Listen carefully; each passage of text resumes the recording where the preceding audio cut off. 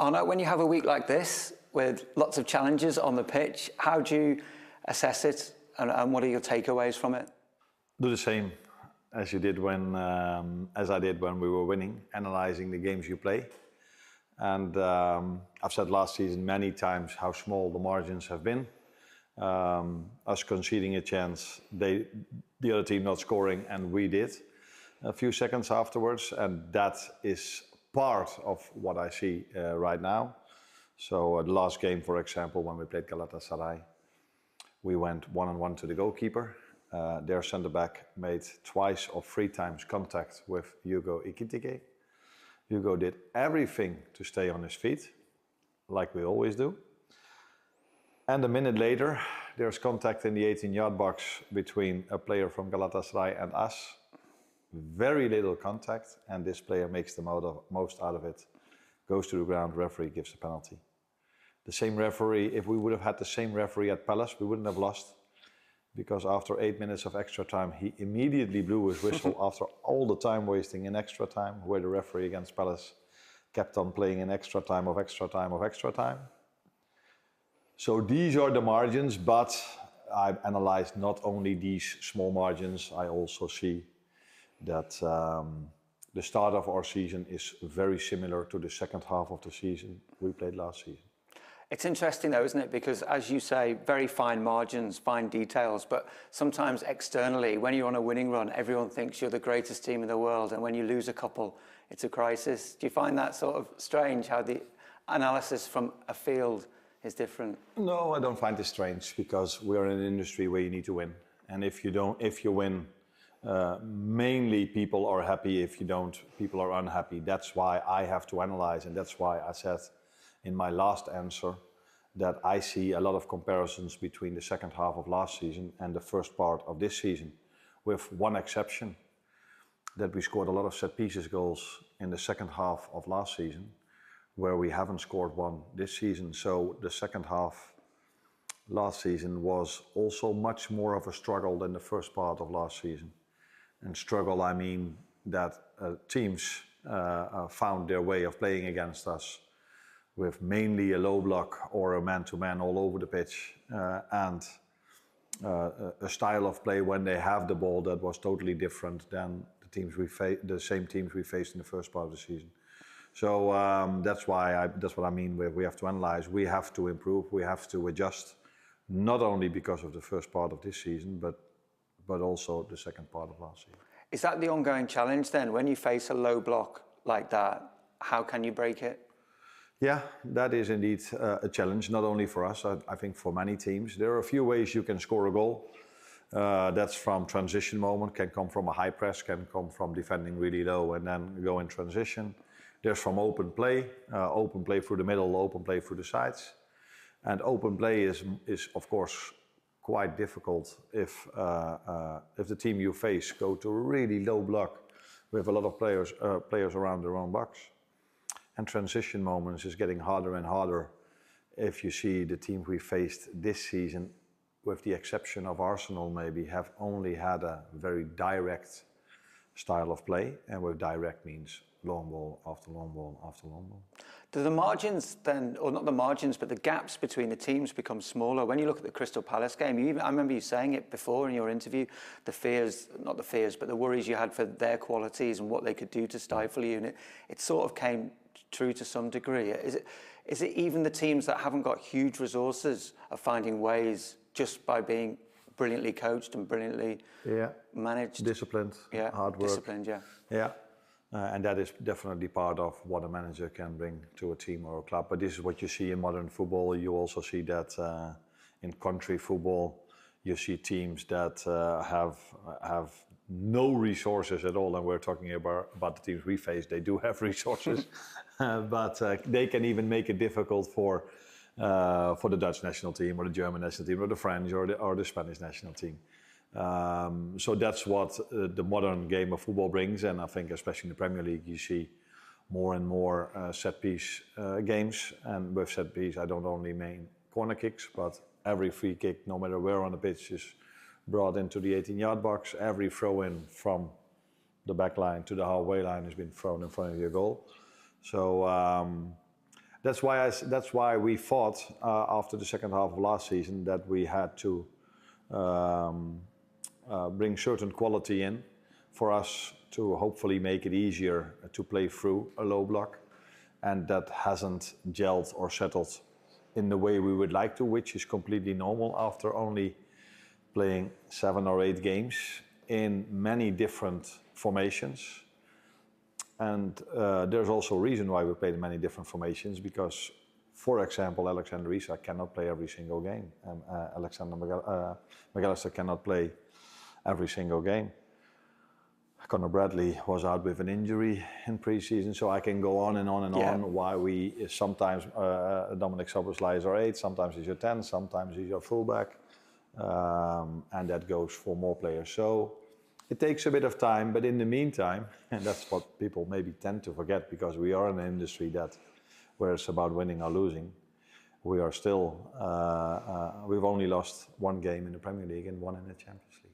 Yeah, you wouldn't know it sometimes when you listen to the reaction. You mentioned Isak there. Is he about where you expected him to be? I mean, fans want him to be there quicker, don't they? But is he sort of where you thought? He's definitely getting closer and closer to where we want him to be. But I selected one clip in the game against Palace where he made a fantastic counter movement, but the player that had the ball didn't saw that movement, which is something where you need videos for and where you need to train for and where you have to play a lot of times together to get this feeling for each other. And the more we get used to him, the more he gets used to his teammates, the fitter he becomes, the better he will do. But when he came, I said his pre-season starts now. And I think we're 3 or 4 weeks into pre-season, where a normal pre-season takes 6 weeks for a player to be 100% fit. And he had to do this in circumstances where we play games and hardly train.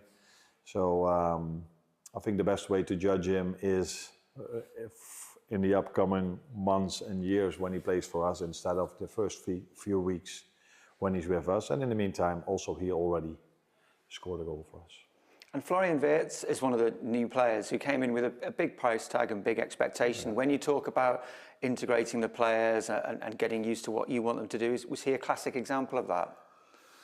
Yeah, but I've said a few times now, I think, that I see a lot of comparisons between the second half of last season and the first part of this season. And in the second part of last season, Florian, Alexander, Milos, Jeremy, Hugo, Georgie, I don't think I forget anyone now, I'm not too sure. They were not part of that setup. The biggest difference is that we won our games by set pieces, mainly. I can come up with 4 or 5 moments that we won with set pieces. And this is, if you break it down, quite simple. We've only lost 1 game, but Arsenal and the team we faced this weekend, I think both of them scored more than 50% of their goals from set pieces. We didn't score 1. And this is what we did last season really well. And then if you start to score goals from set pieces, the game gets a bit more easy maybe for you.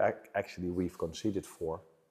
So that didn't help, but it's a combination. What I can say about Alex, I can say about Florian. But the main thing is that the biggest difference probably is also that the teams we are facing in the second part of this season, of last season, the first part of this season, play against the number 1 of the league. And last season, the team that won the group stage of the Champions League, where when I came, they played against the number 3 of the season before and the number 5 of the season before that. And I think that's what you saw the first half of the season, that teams played in a different style against us than from the moment when we were dominating the league and when we were dominating the Champions League. So going back to that set piece discussion, if you were scoring more goals from set pieces, are you suggesting that the rest of the pitch would open up more easily for you? Yes, of course. If you go 1-0 up, or you take the lead in a game, normally so scoring early as well. It opens up a bit more, which is not completely true what I'm saying, because there were games when we were leading that the other team just consistently did what their game plan was: low block, direct style of play. If it was, but yeah, there were also games. Maybe take Burnley for example, where it was for such a long time a 0-0. That they just could keep doing what they were doing. We do create quite a lot of chances, by the way, from our attacking set pieces. So it's actually waiting for us to start scoring goals that way, because, in the last game against Galatasaray, Konate had an open chance. In the game against Palace, he had an open header. So we are getting closer and closer to scoring those goals. But it would be too simple to only focus on the set piece. It's also, I think, the other parts what I just said, that teams have adjusted their style of play against us. Not all of them, but many of them, compared to the first part of my start of my career at Liverpool. I imagine trust comes into it as well. When you have the new players, they've got to trust the processes and earn the trust of their teammates, and being able to trust the new players as well. When you talked about the team that you inherited, knowing each other for so long. Yeah, no new dimensions, because I think maybe Ryan Gravenberch was the only one that started to play more compared to what has happened before. I think if 4 or 5 starters or players that have had many playing time left, and we've brought, I think, 6 players in, so we mainly replaced, but maybe on the midfield with Florian Wirtz, we've added a certain type of player, which in our opinion we didn't really had last season. So that also comes with everyone is looking for his position, and things are changing. But I think that part is done really well. The new players have adapted. They found their place in the group, on and off the pitch. And how comfortable are you with the options you have off the bench to come on and influence and change games? Do you feel where you want to be with that too? Yeah, I think that's already shown. The amount of games we needed our bench, or we needed players off the bench that finished the game for us in a way that we won the game. That is, I think, one of the things that has stand out this season. So the mentality from the first part of last season, the second part of last season, and the start of this season is still there. That keep on going mentality. And that's not only mentality, that's also quality and being really fit. So it's a combination of things. So yeah, those are things that are still the same as they were last season. Federico Chiesa seemed to bring a bit of that mentality to the game at Palace as well. He's got a lot of qualities and a lot of fans as well. Do you feel he's still forging his way into your first team plans, or how do you describe it? What I saw with Federico was that he came in to a team that in that moment of time was creating chance after chance after chance. But because we didn't score, I felt, okay, that's why I waited quite long to make the substitutions, because before I brought them in, we were already Florian an open chance, Alexander Isak an open chance. So we created already quite a lot. And then you bring other players in, and the same was still there. And one of them, Federico, scored. Maybe the only exception to that was the game against Galatasaray, where I think in the first hour I was waiting for us to score a goal. But after I made the substitutions, that last half hour, we hardly created a chance anymore. That not only had to do with the players I brought in, that's not what I want to say, but that also had to do with that we hardly didn't play. They were on the floor every single minute. And sometimes in the Premier League, I'm a bit annoyed by the rule that if a player gets an injury treatment, he has to go out for 30 seconds, because sometimes he definitely needs one. But after playing this week in Galatasaray, I would have loved to have that rule in the Champions League as well, because I think they were 4 or 5 times on the floor with a treatment of 1 minute. And they were on the sideline, and they could just immediately run onto the pitch again. So yeah, Federico has impacted the game a few times, like many others, and that's a very positive thing. And just lastly, Chelsea represents another really big test where you're going to be stretched again, as you say, when you're looking at the fitness and the readiness of your squad. Is it one of those where you want to get it over the line to then have a little bit of a reset and a break over this middle part of the month, or? I don't know. I think we are fit. Players are getting fitter and fitter, so it probably would have been better to keep staying together, to keep gelling more and more. Now they go 2 weeks to the national team, different style of play in some situation, different teammates again. So I would prefer to just keep going and keep working with them. But yeah, the schedule is as it is. So Chelsea, a completely different challenge to all the ones we've had before, with the exception of one, Arsenal. I think there are many comparisons between Arsenal and Chelsea. When you look at the way they set up, the way they play, the way they want to bring the ball out from the back, the way they want to press. So there I see a lot of similarities, and Burnley, Palace, Newcastle, I forget, maybe one or two. There, I saw a lot of similarities in their playing style. Yeah. So it's going to be a different challenge for us tomorrow, and a difficult one again, because Chelsea has, like us, a very good team and squad. Good man. Well, thanks for your time. You're welcome. Really appreciate it.